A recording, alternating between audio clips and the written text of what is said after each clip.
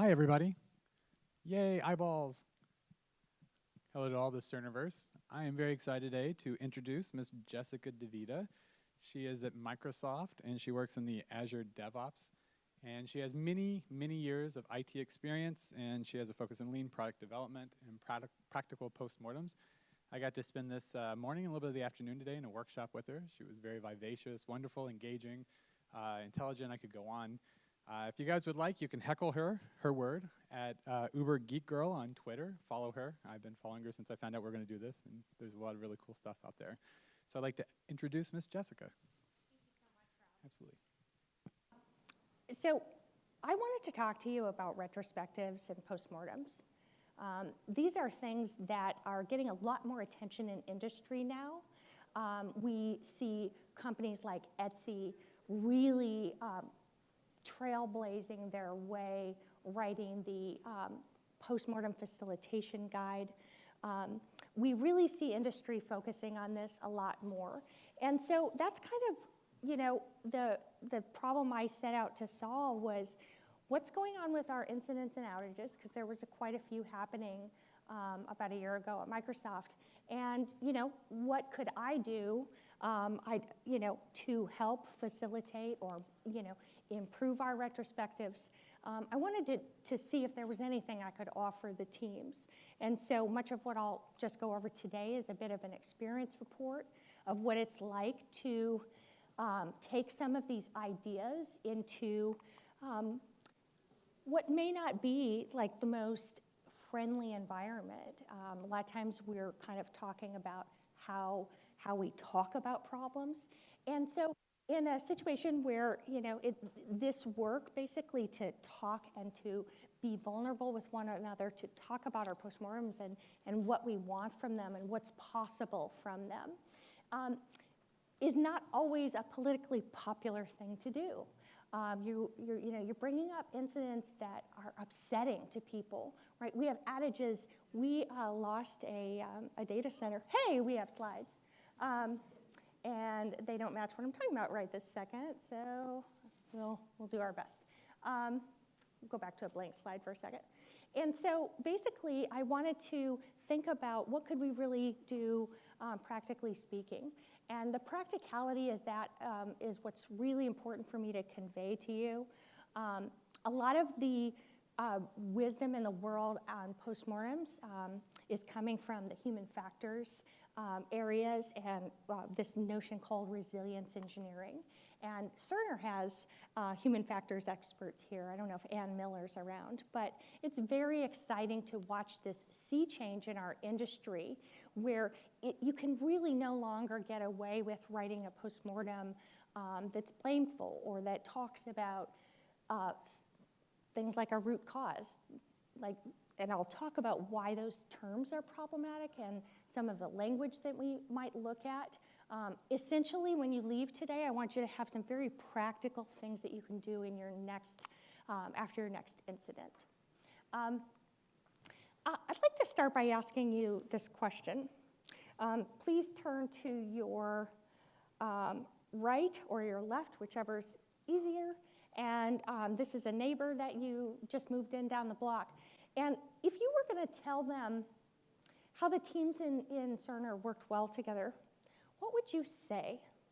Would you take just 10 seconds right now, turn to your neighbor as though they're a neighbor, your neighbor, and tell them about how the teams here work well together? What would you share? Go ahead.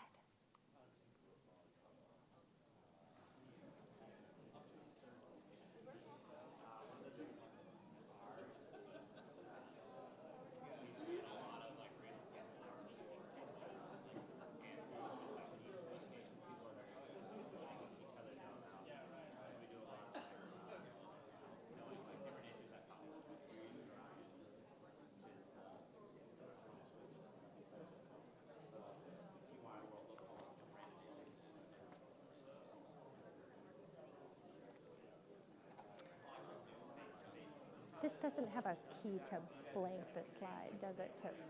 To just turn the slide off for a second? It doesn't, right? That's okay. No problem. Ooh, I hear a lot of conversation in the room. This is so fun. When I did this exercise at Microsoft, they would not stop, and they were chattering away and just, it was beautiful to see this.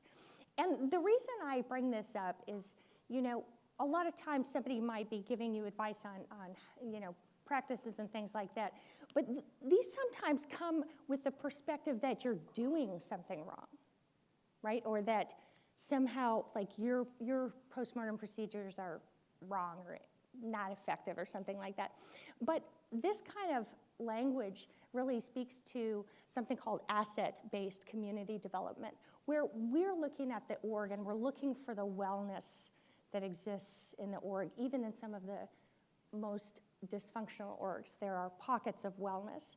And so my perspective is one of, look at all of the incredible resources and like talent and wisdom in this room.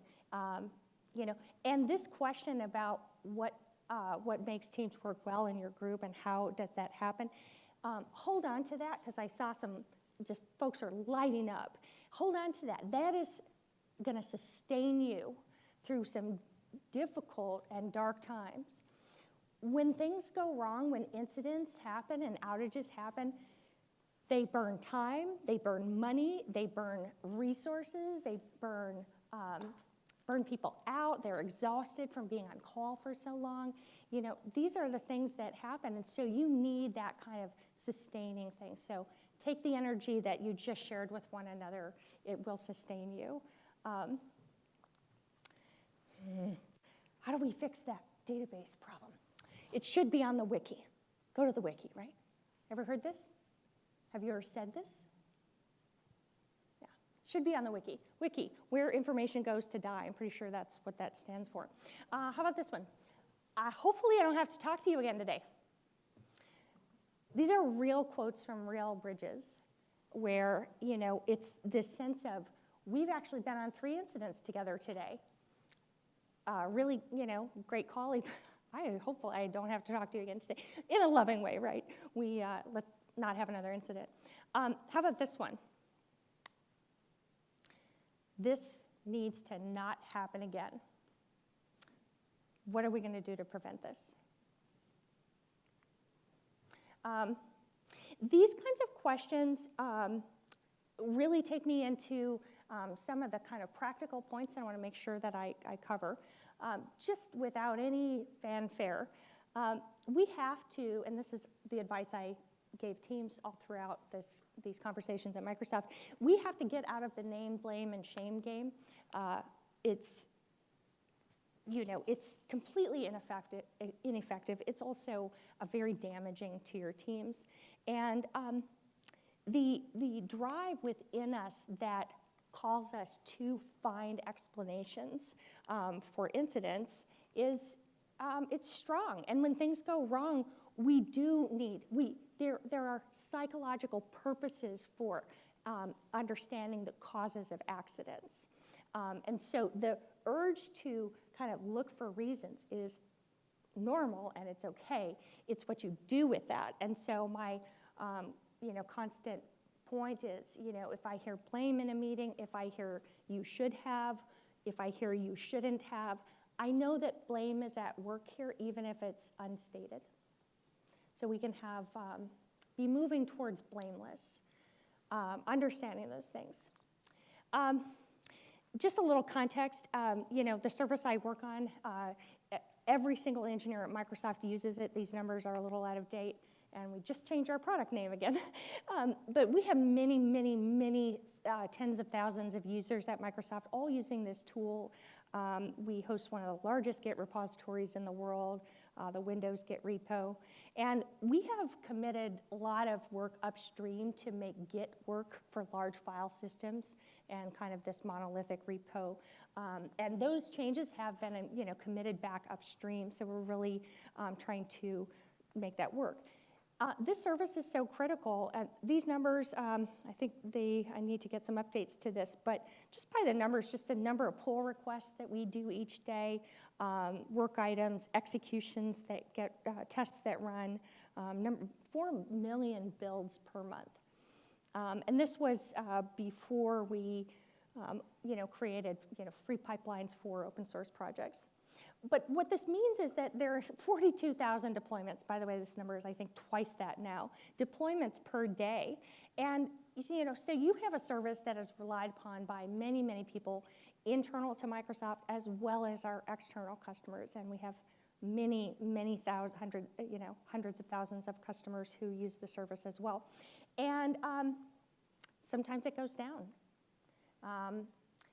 Who's here had an outage or major incident this week? Couple? Just one? Nice. Ah, you're good. Thank you. Our time is done. Now, these outages do happen, and for the service I work on, it's incredible. I join the bridges and I listen to how the experts on that call work with one another to clarify what dashboards they're looking at, how they do incident management to, really take into account the best practices of, incident command system. These tools are out there for you to be able to take into account how you run your own incidents. Is it clear that you've got a incident commander? Like, is it always clear who's running the call? Is it clear who's the communications manager? These are things that I've really appreciated watching in our team as when they're actually debugging and troubleshooting and trying to bring the service back online. And it's tough, our customers are wonderful. They will find us anywhere. They will come to Twitter and they will tell us all it's not working, and it's just tough. It's not a fun day. This is just one postmortem that we've done, but what I'm trying to share with you is that through the postmortem work that I have been doing, and really that I'm helping the team do, we're working towards more transparency. We're working towards being able to really help our customers understand the impacts and what we're doing to try to be more, to have our system more robust in the future. Our blog post about the postmortems, this was a very interesting one back in March. We had a situation where the first postmortem was incomplete, and they wrote a second postmortem to really talk about, and this is key, there was an incident where the event that caused the bad state and the reason for staying in that state were unrelated, which caused them to follow the wrong path repeatedly. That's never happened to you? No. This is the kind of thing. Incidents unfold in ways that we never expect. We go down troubleshooting paths that turn out to not help us. We go down paths that where we discover an incident that is retroactive, like it already resolved itself before we even noticed it was wrong. So these the point here is that we're working on what we call complex adaptive systems. These are systems that aren't simple. Your best practices don't work because it's novel and new, and complex systems fail in novel ways that we didn't plan for. And so what we're trying to understand is, what are the things that make our experts so good? What can we do to enhance that so that that kind of knowledge is shared more broadly with the team? Do we pair so that people learn debugging and troubleshooting skills? We share dashboards, so we keep really good, we have a wiki where we have really great procedures for SRE and on-call to follow. Again, we really try to do the best to document things. Try to write these blog posts as best we can.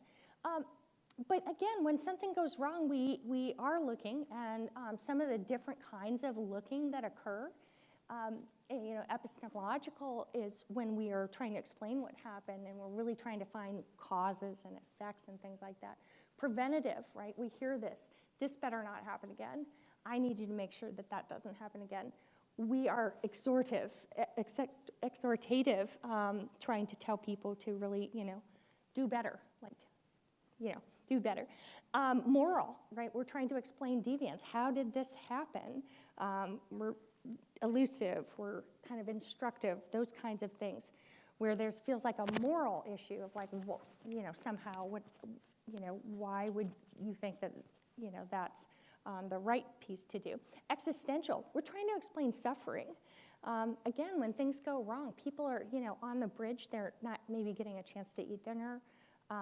And by the way, maybe they had 2 incidents yesterday, and they have a new baby, and they got 3 hours of sleep. I bet you that doesn't show up in your causes, in your list of causes.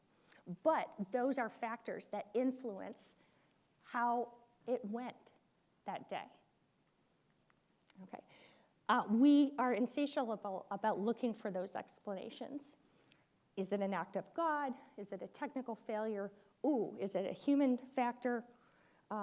Is the organization to fail? Maybe it's our safety culture. People just aren't being careful enough. Maybe that's it.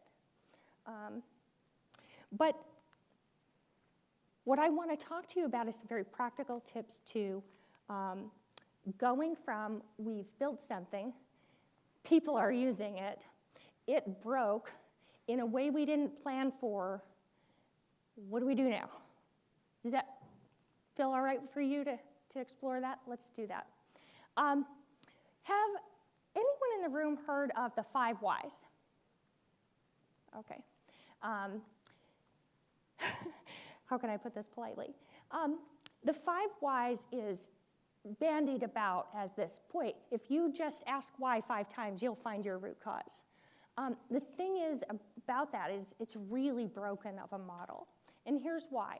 When you start asking why, well, why did it break?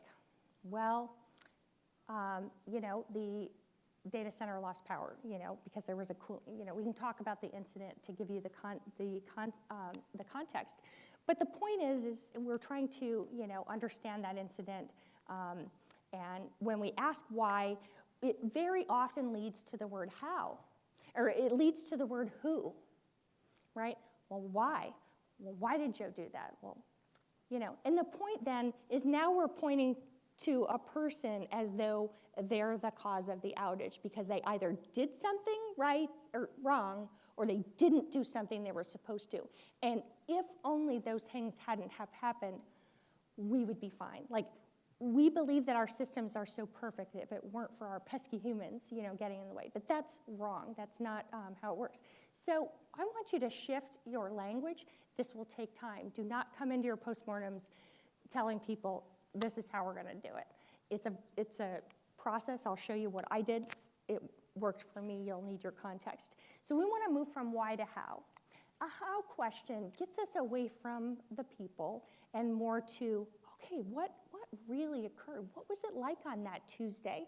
And the term we're looking for here is not he shouldn't have clicked that button.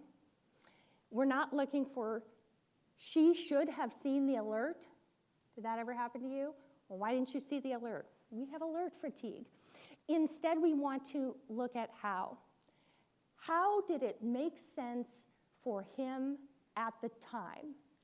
Because in the moment that he was or she was, they were clicking through to achieve a task, that thing that they were doing was the right thing to do every day until now.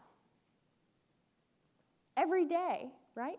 But until this thing went wrong, now we're like, oh, we have hindsight, and we're looking back, and we're like, well, why didn't you see this, and why didn't you see that? But in the moment, they are in a tunnel, and they see what they see, and that's their reality, and that's the ground truth for them. And so it behooves you to move to understanding how did it make sense for them to click that at the time? How did it make sense for them to look for, the alert? Like, what made it hard for them to see the alert? Okay, we're trying to move beyond what we can just see and just start to look systemically. Great book, Field Guide to Understanding Human Error by Sidney Decker. Lots of great resources online. You can search for him, and he has fabulous talks about safety and just really smart folks working on this and trying to bring this to the software industry. So there is no root cause. I'm sorry if that's your we hold our root causes very close to us, right? We feel good. Like, have you got a root cause for that? Well, have you done an RCA for that? Well, where's the root cause analysis for that? It's wrong to think that way. There can never be a single thing. The things that caused that outage on a Tuesday were present long before Tuesday. And it is only that unique combination of events of the lack of sleep, and they're on 2 bridges, going back and forth between bridges, and they've got the new baby. If you don't see that system and see all of that, you will never find a single root cause. You will find proximate causes. You will find contributing causes. You will find the point is to find as many as you can and don't stop. If you've stopped because you've labeled something human error, you're not done. There's much more work to do. So you've got to keep coming back, because there's no way to isolate a root cause, because they're just like the thing doesn't exist. Now, the approach of trying to kind of help a team maybe learn that, this is how these things work. You can't come in and say, there's no root cause. What you can do is talk about the complexity and the way complex systems fail. You can refer people to this paper. Dr. Richard Cook, wonderful human being. Lots of talks, again, on YouTube about this to help explain that. But the point is, you can start to introduce language that doesn't challenge some of these sort of norms, right? Just because they say they're going to do a root cause analysis does not stop you from saying, and in my perspective, I just said, in our instructions, list all the possible contributing causes. So you start to introduce language, very subtly, and it's not overt. You're not, coming in, charging in, there's no root cause. But do understand this, it is important. It's not a technical understanding of how failure works. It's, there's social things happening. There's cultural needs to, people are trying to, again, make sense of it. Lots of teams are feeling this, what we call a safety one, or an old view of the world. So when an incident happens, we're going to take that incident and we're going to pick it apart until we find every little bit, and then we're going to minimize those things, and we're going to run away from that risky state, and we're going to have a really good safety culture, and we're going to have 37 days since last accident or last outage. That's this idea that we can somehow have no incidents. That's not possible. And so this is the notion of, we'll just find those causes, and either somebody made a human error or they broke a rule, and we'll fire them, and boom, problem solved, right? We'll get rid of that bad apple. The problem is that there are no bad apples. There are just complex systems which enable various failure modes to happen, and we can't predict them. We do not find cause, we construct it. It's a social event to come together after an incident and sort of construct that narrative. There's ways to do it that are super healthy and things like that, but understand we're constructing it. We're constructing it hopefully together, and it's a narrative we feel good about, but we are constructing it. And it might not be 100% accurate, but we are constructing it. So this looks at the dynamics of trust between humans and machines. When I talk about postmortems, usually what's happening there is that there has been a failure in a complex system. Because the system's so complex, we can't know it. None of us have the ability to keep the mental model of the system in our head. And so there is this automation that's happening, right? We want to be leading edge. We want to do CI/CD, and we want to have all these really great practices, and we've got Kubernetes and workflow schedulers. We have all the automation, right? Automate all the things. But the interaction between the human and the automation has been largely ignored in some ways. And what I mean by that is you have a manual task as a sysadmin that you're repeating, twice a day, and it's just really toil, and it's not it's not a useful task. So what you want to do is like apply automation where it makes sense. So here's the thing. When you are automating something, you are also making decisions, consciously or not, about allocation of trust and allocation of responsibility for control of the machine. This becomes important when you think about, and I'll refer you to a paper called The Ironies of Automation. So we've been sort of sold this vision that automation is the key to all of our problems, right? Oh, we'll just automate that away, and we'll find a new role for you, because you're not we don't need you to rack and stack servers anymore. We've got, whatever we have. We've moved to the cloud. We've solved all the problems. 30 plus years ago, Lisanne Bainbridge wrote a paper called The Ironies of Automation, and it's so prescient. And in that, what she states is that as the automation increases, what you have is the original state of the person doing the task manually. And then you have the designer who's designing the automation. And so you have a person who's a formerly very skilled operator. So now you're automating their tasks, right? So now they're no longer doing these things, therefore they are out of practice. We get good at incidents because we do them and we practice them. And we practice outages and we practice chaos engineering, things like that. But it's just like as we add automation, the role of the operator also increases. When I say we, I'm generalizing, we think that as we add automation, the human interaction goes down, and nothing could be further from the truth. Because you have this person who used to be skilled. Now they're not skilled because they're not doing it every day. And here's the irony. They are now tasked with supervising the automation. How can you supervise a task that's happening so fast because it's a computer? How are you supposed to know, is this what part? Because remember, when we design automation, we can only design as far as we can imagine. So then you're the operator, it's 2 a.m, systems are down, where you are out of practice to fixing stuff manually because these great automation tools came in. But nobody read that paper, and so you're kind of stuck. This is why it's important to learn about human factors, learn about the ironies of automation, because it's not that simple to just apply some automation to it.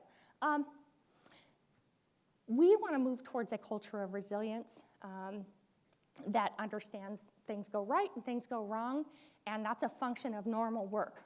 Monday through Thursday, everything's beautiful. Somehow, on the 3rd Friday of the month, and it was windy outside, and the lightning strikes, somehow this unique combination of events comes together in the perfect storm, and we're making trade-offs on efficiency versus thoroughness. Right? We're always making those decisions. So in the new view, we look at those things and we accept them and we look for ways to adjust and manage them. And we want to get closer to a safe state, but we don't believe that we don't run away from a risky state. Does that make sense? We kind of run towards it, and we accept that. So I just want to pause for a second. Is this the system? Is this a system?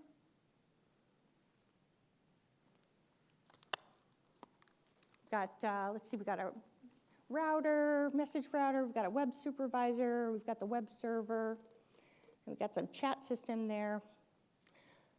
Kind of beginnings of an architecture diagram. Is this the system? WhatsApp? Let's see, we've got some SQL databases in there. We've got a CDN, a few things, right? How many of you spend a lot of time making these, sharing them, using them to make decisions? One? Okay.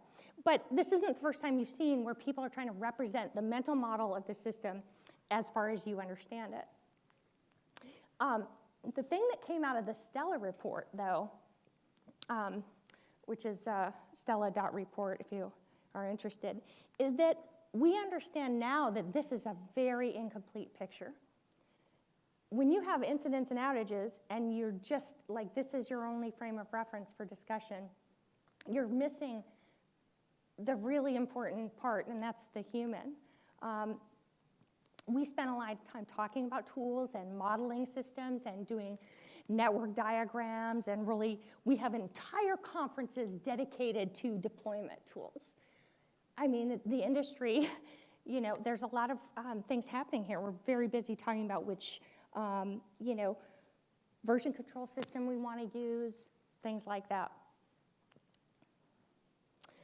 All of that is our systems that are below the line. And what's happening, though, is the system is also you. So you're working on it. You're not represented in that earlier diagram. Why? Because it's weird to put people in an architectural diagram, even though it's so important. Joe, on the left side, he's getting stuff ready to be part of the system. So he's thinking about which load balancer, which resource group do I need to add that to? Jane's figuring, she's already adding things to the system. And then this other person over here, Jill, is keeping track of what the system's doing, right? So you have all these people, everybody's got a different mental model. We're all taking actions. We are intervening in these systems based on a mental model that is necessarily incorrect, because your mental model is different than yours, and yours maybe is more updated because you've been working with it really daily and you were like the main architect or something like that. And you know, then you have a new person onboarding. They don't have any of your mental models. They're new. So just understand the system's also you, and any discussion about architecture should include this sense of what we are maybe seeing in our minds, but we haven't necessarily described. And the reason, I'll bring this up one more time, systems also you, that green line, you're looking at a graphical representation that a UX designer came up with, or a CLI, they're doing UX on CLIs now. You're basically interacting with someone else's representation of what the system is. You never actually see code. I mean, you see it in your repo, but you don't actually see it run. So this is a function of mental models, how people are always making changes. And they're making changes that then impact the system below, and those changes aren't immediately in everyone else's mental model. So again, they're not always accurate, and that's okay. It's how you correct those things. Let's see if I have those slides in the right order here. So just to pause and talk about, just come back to this notion of safety. I've talked about that word a lot, but safety really requires, this notion of prevention. Prevention requires honesty. I love this quote from Bethany, and honesty requires the absence of fear. This was so important because I just think about, like, we're trying to make our postmortems better. What can you do if you're happen to be working in a place where these things aren't there? It's very unsafe to challenge things. It might be a real fear-based culture. You don't, these are the just things. Never at Cerner, of course, but and the thing is, that fear culture worries me, because I think, I am the culture, you are the culture. The culture is how we interact with someone. Aren't we all just a walking mirror of our organization's culture? And so it's not some nebulous thing out there. It's you. It's how you conduct your postmortems. It's how you collaborate. It's not something out there. So everything I'm giving you should help you with, put that power in your hands. Safety is a characteristic of systems, and it's not in their components.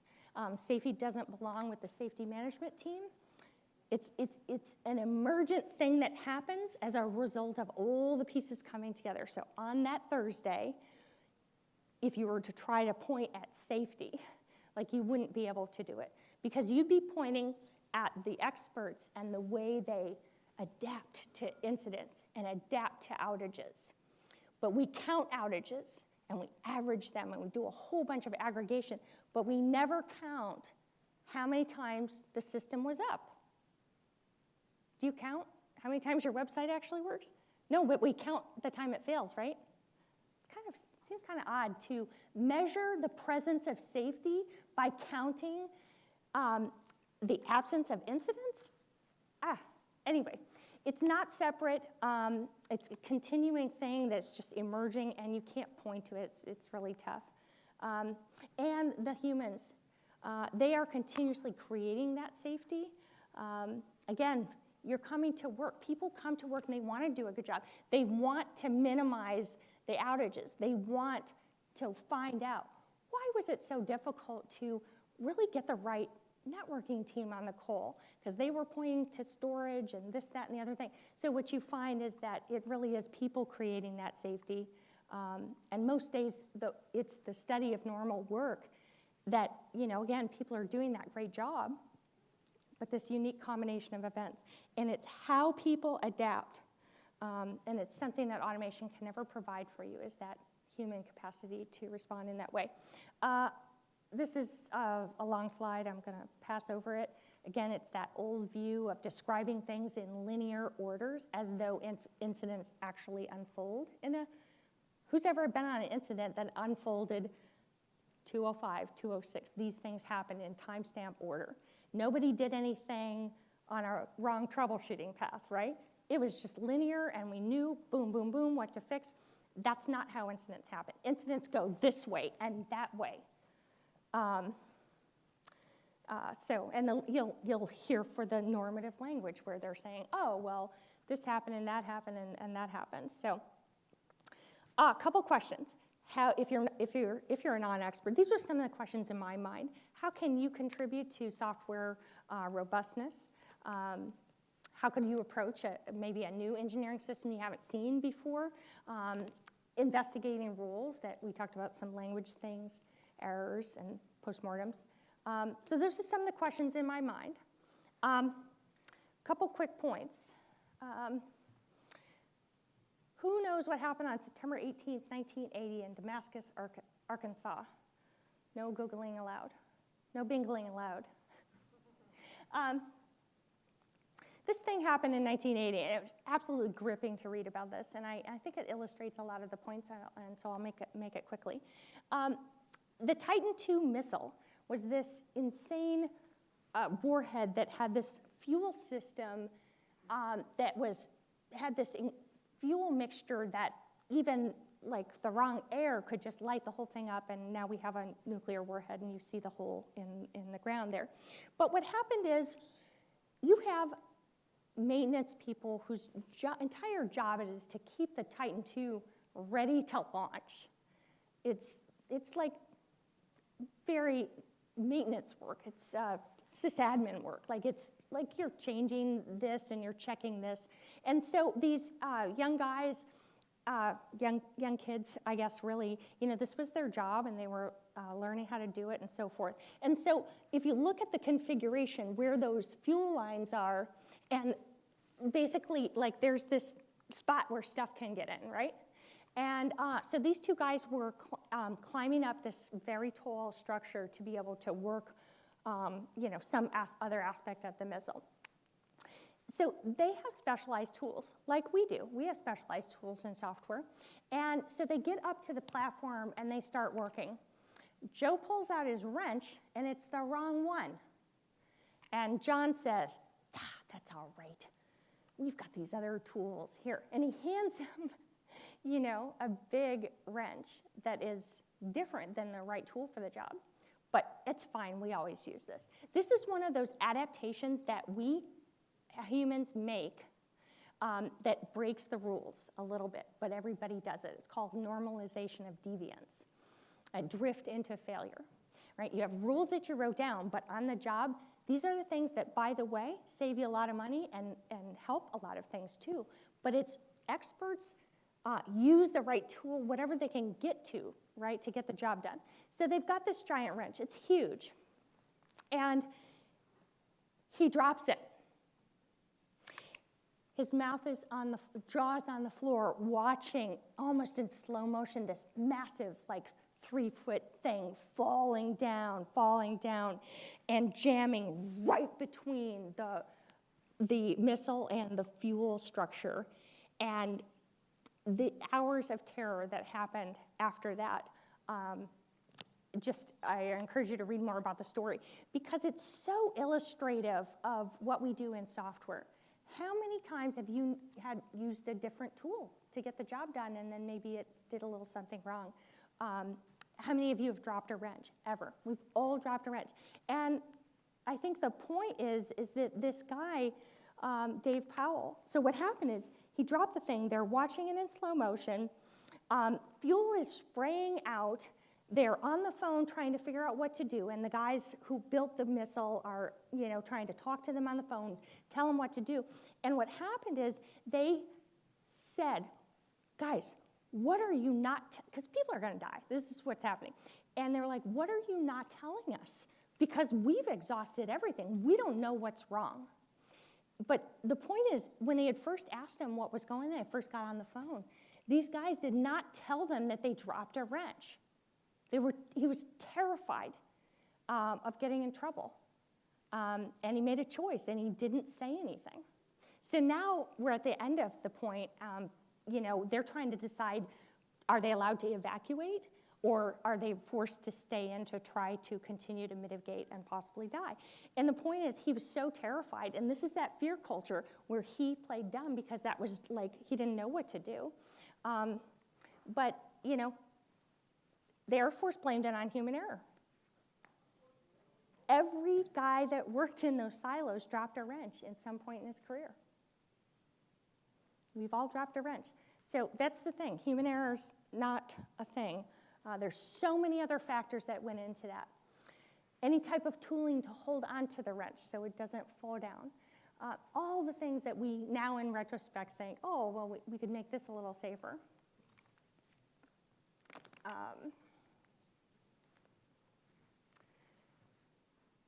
Another example from the Stellar report of these types of things happening is snafu catchers. This is a favorite story because I used to be at Chef. But basically, they had a situation where this web server, which is all controlled by Chef cookbooks, there was a upgrade to Apache. And so the Chef recipe, that cookbook was pushed out. And because of some version pinning, basically Apache got upgraded. But it went wrong, as happens sometimes. So the irony of the automation, right? So we've been led to believe, we've been told, put configuration management. That's the only way to do it right. In this situation, configuration management actually caused the outage. Does that make sense? So we did the config management, it got pushed out, 8 out of 10 servers went down, 2 that didn't get a Chef run stayed up and running. So the irony that the 2 that were misconfigured were actually what was keeping it working. The Apache snafu is a lovely illustration of these kinds of dynamics. A few more things on postmortems. Our time is almost done. I might call them postmortems, I might call them debriefings. The Forest Service is calling them learning reviews. So think too about the language that works for you. Postmortems usually referring to actual medical cases, but we have co-opted it. So just think about, does that work for you? Is it the right way to describe it? And the issue is that when you do those well, we get to opportunity to recalibrate our mental model of how it actually worked versus what it said on the wiki. Okay, I promised you some very practical tips. I'm going to give you some questions to draw from that you can look at as inspiration when you hear yourself about to blame someone. Not that that happens here. What were you seeing? Tell me about the day. What was that like for you? And then you'll start, because we have a good psychological safety in our teams, I can ask you that question and you'll really describe for me what it was like for you on that day and what made it hard. What were you focused on? You were focused on that database schema change because that's the route you went down to troubleshoot it. because you're the expertise focusing on that topic, you now can't see this other thing that they're trying to blame you on now because, well, he didn't see the alert or they didn't see the alert. So what were you expecting to happen? When we click on stuff, when we run programs, we have a mental model of what we think is going to be the output, right? We think, I'm going to write this recipe, I'm going to do my chef run, everything's going to be beautiful. Knowing what you thought was going to happen helps in your postmortem conversations afterwards because you thought that was going to happen. So of course you took action based on your expectation. What were you trying to do? You were trying to be sure that everything was patched. Did you have multiple goals happening at the same time? You had maybe a deployment, then you had maybe this outage that happened in this one area. So you have different conflicting goals. Time pressure, limitations on what you can do. How many times have you been on an incident where somebody says, I don't have permissions to the database or something? Like there's some blocker to where we were originally designing it to like role-based access controls, things like that. We're trying to protect our systems, but those systems then sometimes get away that limit you from doing something. And time pressure is a big one. Did you ask anyone for help? Were you able to ask for help? If you did, what was the signal that led you to now make that call that you knew you needed to go ahead and make that call? And when you did, how did that go? Did you get them on the phone? What happened there? Why was that hard? Because, one of the things I shared with the teams was, judging a timeline after the fact is very, very damaging, and I'll show you why. These are some questions you can start to ask. I have more. This is an illustration that I think is really powerful. When I talk about practical postmortems, I don't want to be on a call and you hear someone describe what happened and then things happen and then they're arguing about whether that really happened and why didn't it go faster and things like why didn't we fix it faster. But when you can orient your discussions around a visual representation of the timeline, actions taken, hypotheses that get generated, actual data from systems feedback, when we can see that in this view, there's a blog post on it on AllSpa's site. Basically, we can see here, well, at 1307, we think that there was, the CDN was disabled. And we think the load balancer was changed. These are question marks. Is it a WordPress issue? You can represent your questions. You can represent things that you don't know.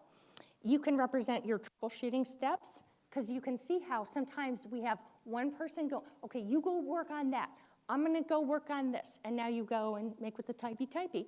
But having a document like this, you will maybe have to construct this manually at first, although there are more and more tooling to support this kind of discussion. There's critical relayed observations, right? So that's you, the system is telling you something. And then the square is your hypothesis. That's the human stating something. This allows you to have multiple troubleshooting tracks happening at the same time, but always be seeing that timeline and the routes we took to try to make better. One thing I'm going to add here is that chat records, transcripts, the recordings from the bridge itself, having all of that overlaid here would even be more magical. I don't know that that's possible. I don't know that that tool exists yet, but really imagine a world where this is your document that guides your postmortems, and we talk it through. And now we're just talking about, the event. We're moving away from who and why. We're moving to how. Well, we think there was a database schema change, so we did this. Again, click through. Here's another really practical tip, the Forest Service. They have really come clear and said, we must learn from incidents. The only goal is to learn. When they have a firefighter who loses their life, they do learning reviews. They do this wonderful Post-it note exercise. What did we know? What surprised us? And we have pieces that, like, these are things we knew, these are things we needed to know. There's this whole process to get to that. And the whole point is that if you're going to punish people, they will learn that speaking up is far more costly to them personally. And we won't, because they're this kind of self-preservation mode. Clicking through. We've talked about those root cause analysis. I do love this book, Pre-Accident Investigations, because again, we don't break down the parts and figure out the broken and come up with a bunch of action items. We don't deconstruct the event. We actually construct the whole event context. That's what that big visual diagram will give you. And that's going to give you not the pieces that are broken, but the combination of those relationships, right? We've heard this one. I think the other incident's related. Have you heard that one before?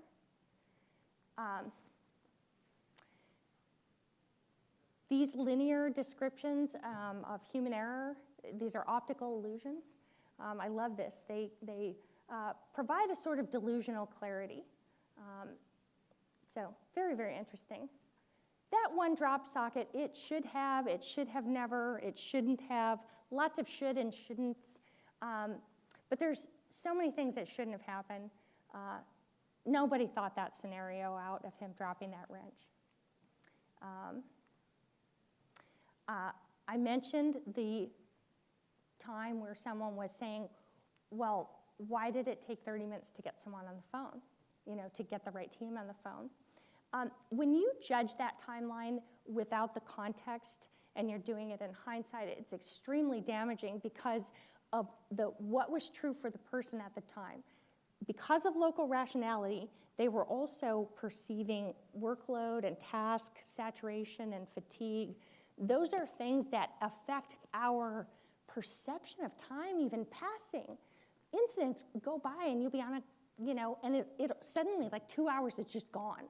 So then 2 weeks later doing a meeting where you're judging those decisions, not only damaging, but also completely just, it does not help.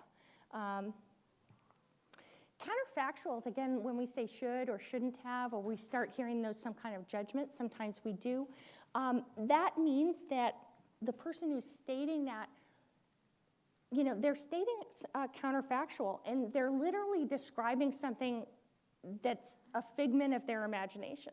It is not what really happened. It is a judgment of something that should have happened or shouldn't have happened. And if only you had done this thing differently, nothing would have happened. So be aware of counterfactual thinking. When you hear these words, they can just perk up your ears so you can just try to understand, like, what is their approach to that.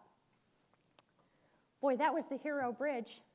If it weren't for Joe, it would have been much worse.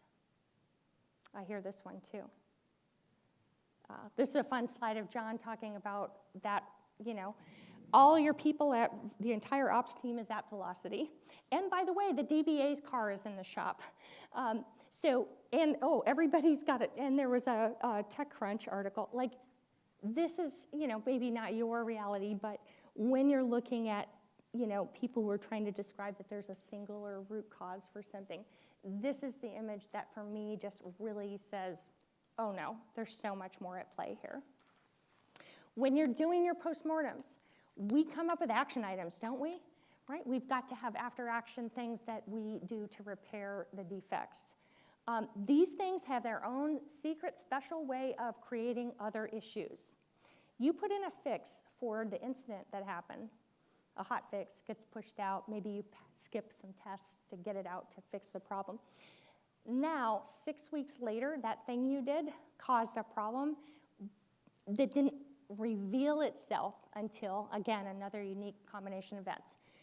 The repairs you make may not help you in the future.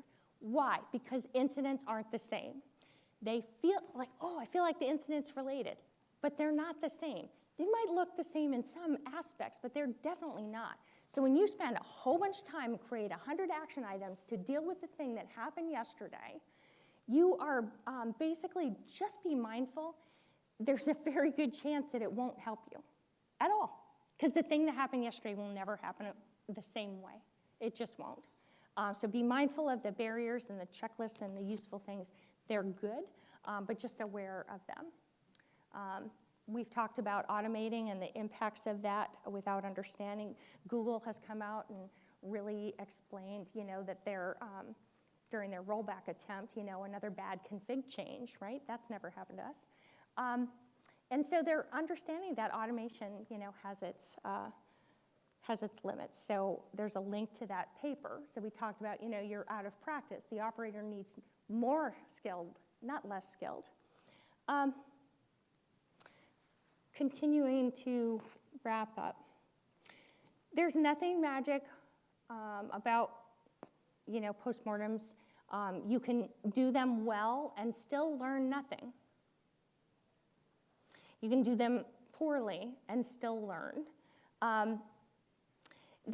Incidents cause us to, again, look back. Well, that's how the system really works.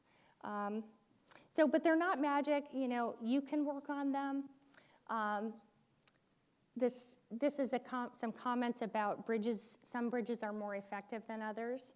Remember, they might not have access to the same information. It might be a team that hasn't worked together before. Lots of reasons, because I got asked many times, why are some bridges so good and some are so bad? And it's here. This comes from a very critical paper I would love for you to read. I've got a copy right here. It's called Common Ground and Coordination in Joint Activity. And the lessons from that paper are phenomenal. They really talk about how people collaborate, what goes on in it, what's the nuance behind just a regular conversation? What about the nuance behind a chat conversation and how people actually communicate to one another? Great paper. They may fail to monitor confirmation of the messages and they get confused over who knows what. One aspect. Okay, really, really wrapping up. We talked about that drift into failure, right? Where, you have adaptations that you make to get the job done, but there's this notion of drifting towards failure. So this is a picture that talks about the boundaries of failure. We have economic failure on one side, unacceptable workload on another, and then unsafe, basically incidents and outages are happening in that unsafe column. We're always moving somewhere around in this triangle, right? We have economic pressures from the business to remain profitable and to be effective with our resources. We have a commitment to our associates to not make them work 100-hour weeks because we don't want them to, we want them to be rested and more safety. So now what we have is we understand those two forces. We have a force, and this is where we find out that we thought the safety margin was here. We thought that our systems would stay up right through here. And what we discovered is that the margin of safety was actually here. We didn't know that. We architected our systems and we believed we were, resilient to various things. But the incident reminds you where that safety line actually is. And a lot of this work in SRE and human factors is what allows us to learn truly where that accident boundary is. So my ask is that you think about where things like SRE and chaos engineering and human factors fit in and how they help you navigate this safety margin. I think it's going to make a big difference for teams to understand how these roles work and where they work.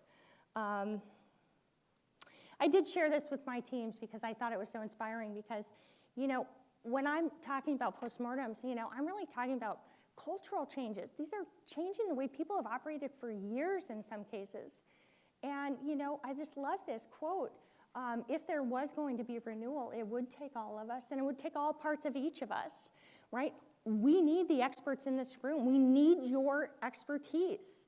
And you can contribute in ways, and you can contribute in ways, and that comes together. I'm going to skip that slide. I wonder if these guys were sleep deprived. Probably. I'm sorry, let me click through to the end.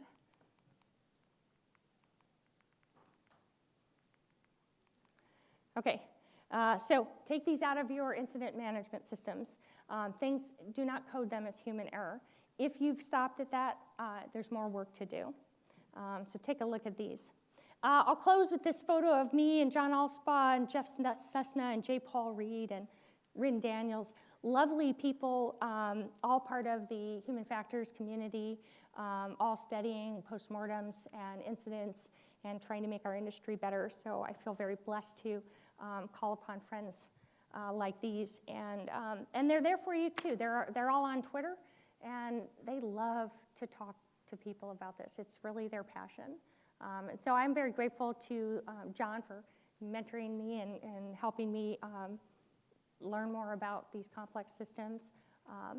And really, how do we make it better for each other every day?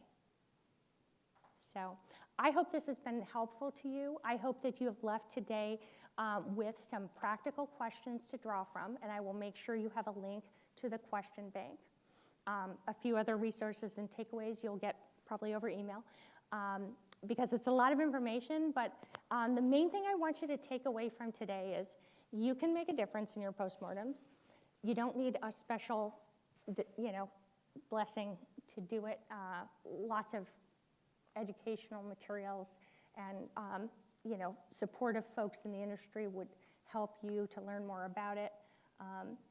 So you'd have effective questions to ask during your meetings, that you would have an understanding of why discussions around root cause and human error are not effective, or less effective, and that you would just feel a little bit like next retrospective, I'm gonna try to add some value here and maybe redirect conversations away from the blameful, right? Maybe just ask one of the questions. Hey, what made it hard? You don't need a special blessing to be able to ask, some of the things in the question banks. So even starting those dialogues. And the last piece is ask yourselves and your colleagues, find a person you collaborate with and that you know well, that it's safe to ask them, what do you think about our postmortems? What's the value of our postmortems today? Just start a conversation with one person this week about retrospectives and postmortems. See where it goes. You might find someone who's also interested in this. I have an entire book list I can recommend for you.